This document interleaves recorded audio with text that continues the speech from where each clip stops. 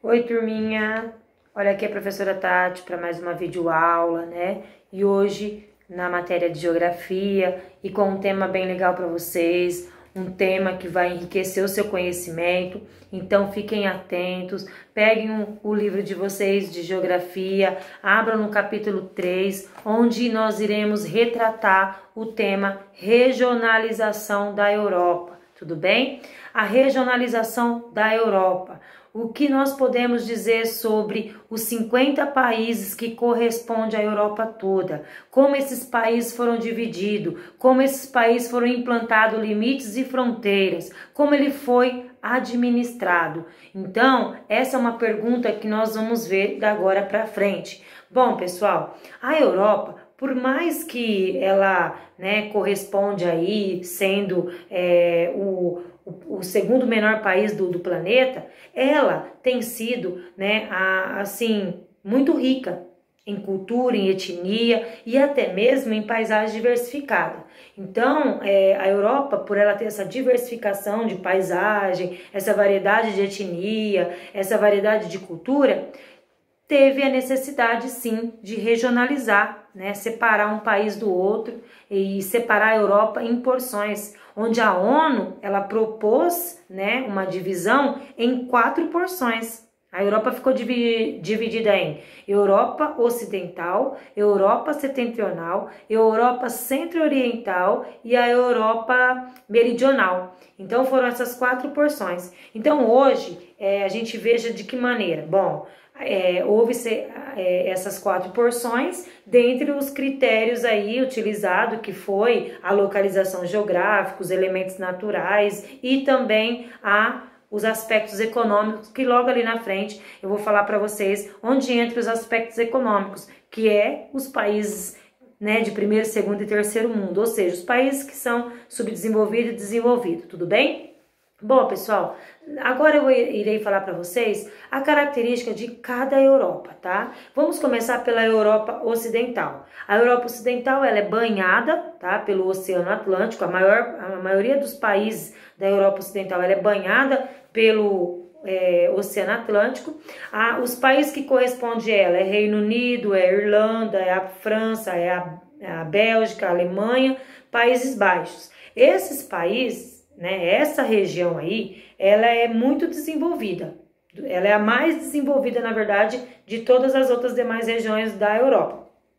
Ela também é considerada uma região onde reúne as maiores potências da economia mundial. E é ali nessa região que é considerada o berço da industrialização, tá? Outra coisa, eu vou falar para vocês agora sobre a regionalização ali da Europa Setentrional. A Europa Setentrional, ela corresponde aos países, aí a porção do continente chamado de país báltico ou países nórdicos. Os países nórdicos, eles correspondem aos países da Noruega, da Finlândia, da Suécia, da Islândia e da Dinamarca, tá? Já os países bálticos, eles correspondem aí, ele faz parte, da antiga Europa Ocidental, aquela durante a era soviética. Esses países, gente, eles são considerados países onde há uma maior concentração populacional e onde a indústria também predomina. Então, lembrando que onde existe a industrialização, também existe o aumento da população, porque hoje as pessoas vão em busca de emprego, E hoje, com o mundo da tecnologia, as pessoas vão em busca de trabalhar nas indústrias. Então, por isso que entre os países aí nórdico e báltico, concentra-se uma população grande, tá? Também essa região, ela é considerada uma região onde as suas condições naturais favorece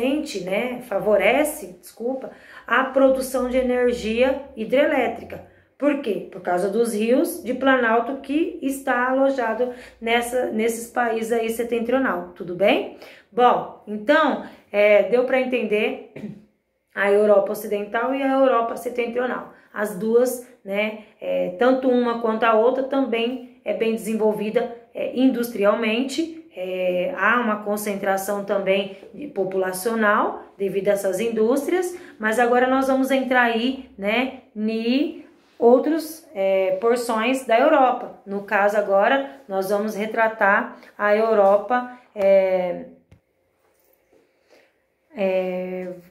a Europa centro-oriental. Vamos falar dela agora, né, dessa porção. Essa Europa, né, ela é uma região onde ela é marcada por critérios aí histórico e político, né, porque é ali onde reuniu os países que estavam integrados ao bloco socialista durante a Segunda Guerra Mundial. Quais são esses países, né? A Polônia, a República Tcheca, a Eslováquia, a Romênia, a Bulgária, a Sérvia. Esses países, eles correspondiam aí, né, ao antigo bloco socialista, e é uma região cuja economia ainda não se adaptaram ao capitalismo, né? Isso resultou aí numa desigualdade socioeconômica comparando com as outras regiões. Então você veja que dentre essas duas regiões que eu mencionei anteriormente, essa região que fica ali no centro, né, a parte centro-oriental, é uma região que há um número muito grande de desigualdade socioeconômica, onde a economia não é tão desenvolvida quanto nas demais regiões da Europa, tá? Agora nós vamos falar sobre a Europa Meridional também, que compreende aí pelos países, né, situados no sul do continente europeu, como Portugal, como a Espanha, como a Itália, como a Grécia. Essa porção europeia aí também, né, nós podemos citar a Turquia.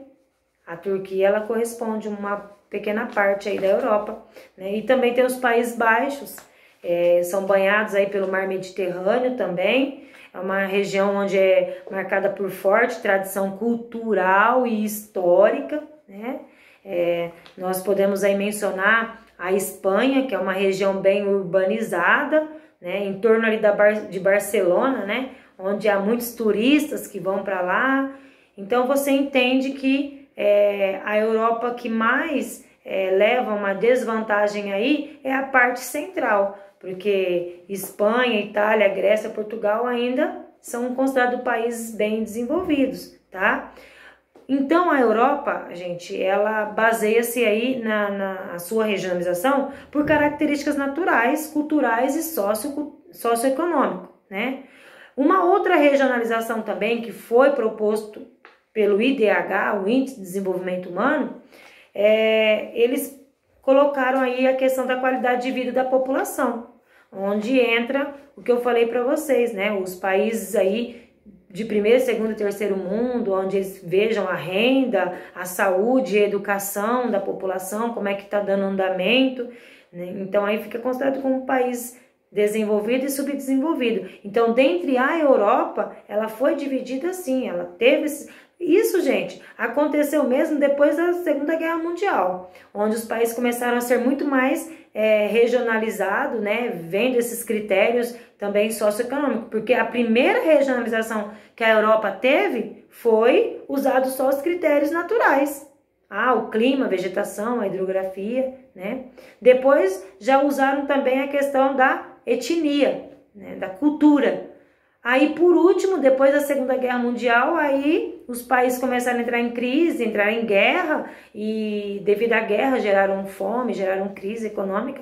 Então, houve essa necessidade de ter uma nova regionalização com a finalidade de separar aqueles países que são considerados países desenvolvidos e subdesenvolvidos, né? Bom, pessoal, essa é a divisão, a regionalização da Europa. Foi assim que foi regionalizado, né? Foi esses critérios que eles foram utilizando para regionalizar, para separar aqueles países que tinham condições de crescer economicamente, ou aqueles países, né, que não tinham condições. Então daí você tira uma noção de como que a Europa foi regionalizada. Pessoal, vocês têm atividade para fazer, tá? E, portanto, já anotem aí as lições que vocês têm que fazer. Eu quero que vocês construam um mapa mental de acordo com esses critérios que eu mencionei aqui para vocês, né? Mas eu também gostaria que vocês fizessem a leitura e acrescentassem, agregassem mais no seu mapa mental, trouxessem mais informações para a construção do seu mapa mental. Vocês irão responder a página 57 do livro, tá? E a página 62, 63, 64 e a 66, tá bom? Eu espero que vocês possam aí fazer a lição e que na nossa próxima videoconferência nós iremos fazer a correção, tá bom, meus amores? Um beijinho, fiquem com Deus e até a próxima!